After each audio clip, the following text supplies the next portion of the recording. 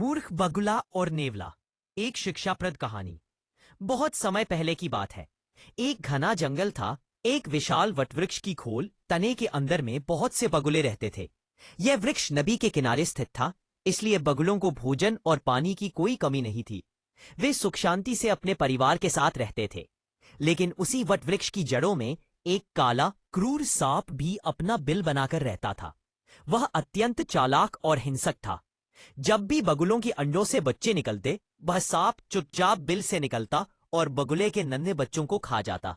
यह दृश्य बार बार दोहराया जाता रहा, जिससे बगुले अत्यंत दुखी और परेशान हो गए। इनमें से एक बूढ़ा बगुला तो इस दुख से इतना व्यथित हो गया कि उसने भोजन करना छोड़ दिया और एक दिन उदास होकर नदी किनारे बैठ गया। उसकी आंखों में आंसू थे और चेहरा चिंता से मलिन था। उसी समय वहीं पास में एक केकड़ा पानी से बाहर निकला। उसने बगुले की यह हालत देखी और पूछा, मामा, क्या बात है? आज इतने दुखी क्यों हो? आंखों में आंसू क्यों हैं? दुख की बात यह है कि हर बार जब मेरे बच्चे पैदा होते हैं, तभी यह दुष्ट सांप उन्हें खा जाता है। मैं बहुत परेशान हूं। कोई उपाय नहीं सूझता। कृपया कोई रास्ता बताओ जिससे उस सांप का नाश हो सके। केकड़ा बचपन से बगुले से चिढ़ता था।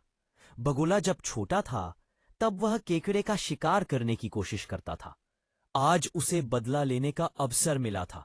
उसने मन में सोचा, इस बगुले को ऐसा उपाय बताऊंगा जिससे सांप का तो नाश होगा ही, साथ ही इस बगुले और इसके साथियों का भी अंत हो जाएगा। केकड़ा बोला, मामा, यदि सांप से छुटकारा पाना चाहते हो तो एक सरल उपाय है। नेवला सांप का सबसे बड़ा दुश्मन होता है।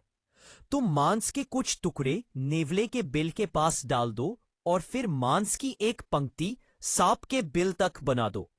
नेवला उन टुकड़ों को खाते खाते सांप के बिल तक पहुंचेगा और वहां सांप को देखकर अवश्य ही उसे मार डालेगा। बगुले को यह बात बहुत अच्छी लगी।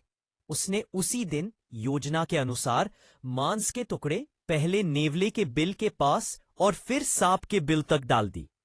योजना पूरी तरह सफल रही। नेवले ने मांस के टुकड़ों को खाते खाते सांप के बिल तक पहुंचा और जैसे ही सांप को देखा, उससे युद्ध कर उसे मार डाला। बगुला अत्यंत प्रसन्न हुआ कि अब उसके बच्चों को कोई खतरा नहीं रहेगा। लेकिन यह खुशी अधिक देर तक नहीं टिकी। सांप के मरने के बाद नेवले को वहां बार बार मांस की आशा होने लगी।